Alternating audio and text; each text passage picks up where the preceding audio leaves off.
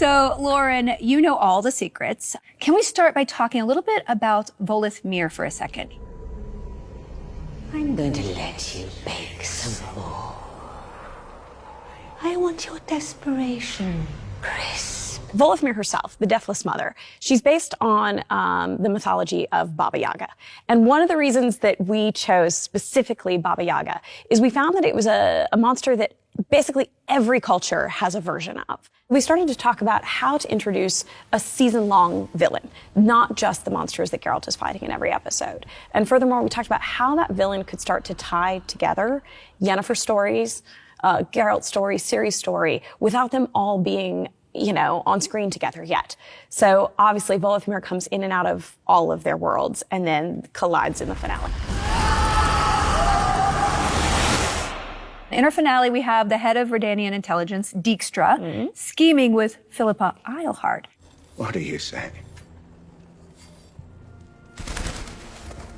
I'm saying word is out about the girl. They seem to know everything about Ciri, stalkering much. Can you hit in what you're setting up with these two characters? In season 1, we really started to set the political chessboard. So Sintra was obviously very important, and we knew that Nilfgaard was going to be important. And then we've heard of these other kingdoms. We see Temeria a little bit when Geralt fights the Striga, but we haven't really delved into one of the kingdoms in the way that we are going to with Redania. I wanted, again, to start teasing who these characters were. We don't know a lot about them this season. Certainly we don't know a lot about them personally. They're more just sort of adversarial. And when Dijkstra appears at Aretuza this season, there's this sense that he is there kind of reading the room. And Tissaia is smart enough to know it. He's just come with gossip, but she knows obviously there's something that he wants from us.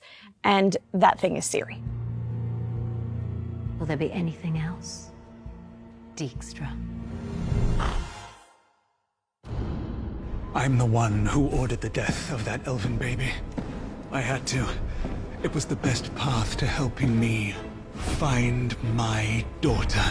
Lauren, it's a great reveal in the books that Emhyr is Ciri's dad. Can you talk about how you built up to it and why you wanted to end the season on this specific twist? We were basically divided as a writer's room. Are we ready to let the audiences in on this secret, especially when our characters don't know yet? And that's always sort of dangerous because you could feel like your characters are behind in the story. What we're going to lean into is the suspense of the audience knowing what's coming and how and when our characters going to figure it out. We really wanted to start to understand the Nilfgaardian Empire, and there's no way to understand it without digging into Emhyr a little bit more. This also goes to, the two sides of characters, right? Which is, throughout the first season, Nilfgaard is the evil empire.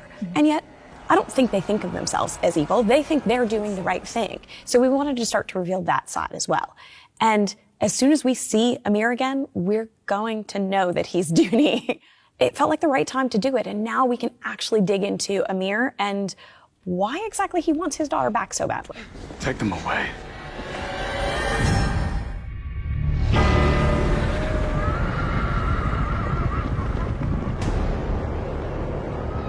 Let's talk a little bit more about the other big bad, the Wild Hunt. Talk to me about bringing them into the season and what you're teasing with the promise that Ciri belongs to them.